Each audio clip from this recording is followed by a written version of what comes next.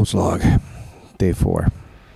I know I didn't give you report anything yesterday. Well, I think we did a day of recovery, and yesterday was a day more or less of trying to kind of take it easy. Big Sarge got a timeshare, which was kind of crazy, which I say we're going to have to talk about when I get back. That and spent the majority of the day with my niece and the girls. And then my daughter and wife rode a horse. They rode horses down the beach.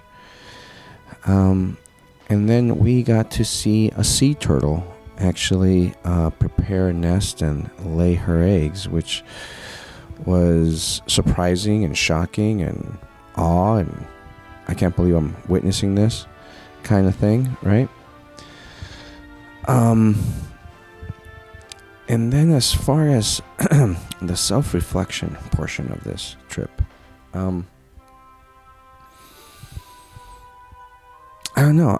I'm kind of like siding with my family. I kind of am a fuddy-duddy, or a wet noodle, or a party pooper, as my daughter says, when it comes to vacationing. I'm not really feeling the adventurous of it all.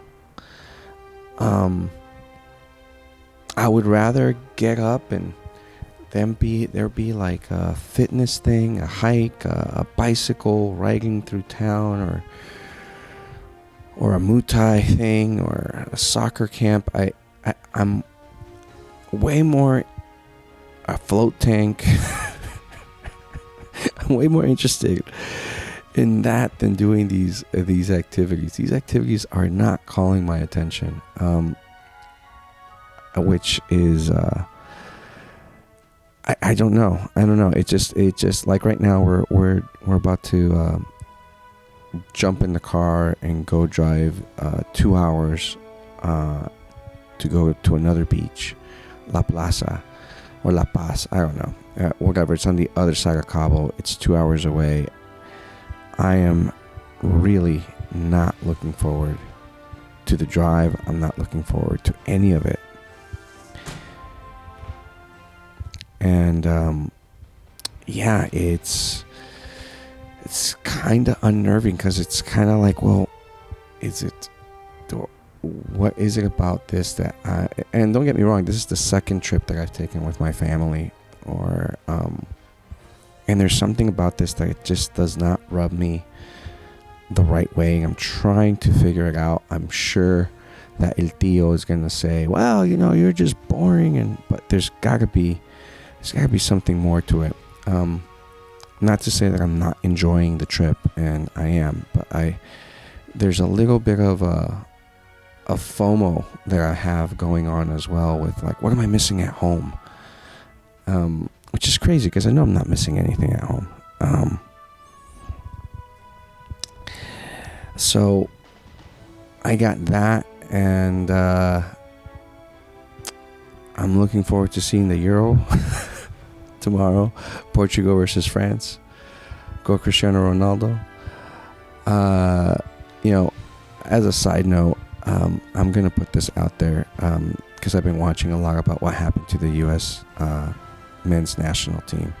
And there was one guy who came out and said, the problem is that we don't have soccer instincts, because we're a very young nation in soccer, and we're very tactically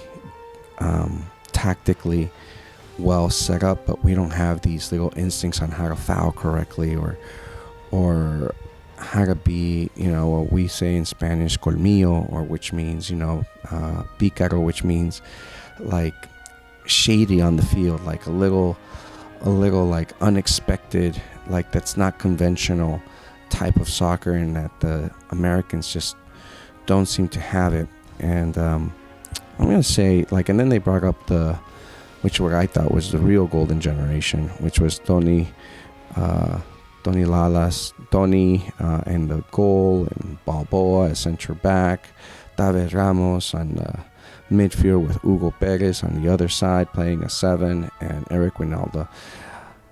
If you notice, there's a lot of Latin names that I just put out there.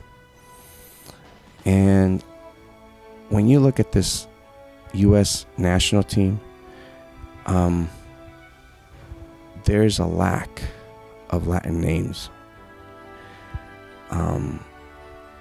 And what it seems like they were talking about, what they need is that it's some flavor, it's some spice, it's feeling the game rather than just doing what's on the board. And yes, there's time to be tactical, but I think the U.S. needs to just, there's enough Latin players in the United States too, that 1 or 2, if not 3, can definitely be on the national team. And it's just a thought. You have 2 years. I know no one cares, but I do. I'm a soccer player. I'm a soccer coach, and it bothers me. And that's one of the things that's been probably irking me on this trip. That said, I'm gonna leave you with that, and let you know how this beach trip goes tomorrow.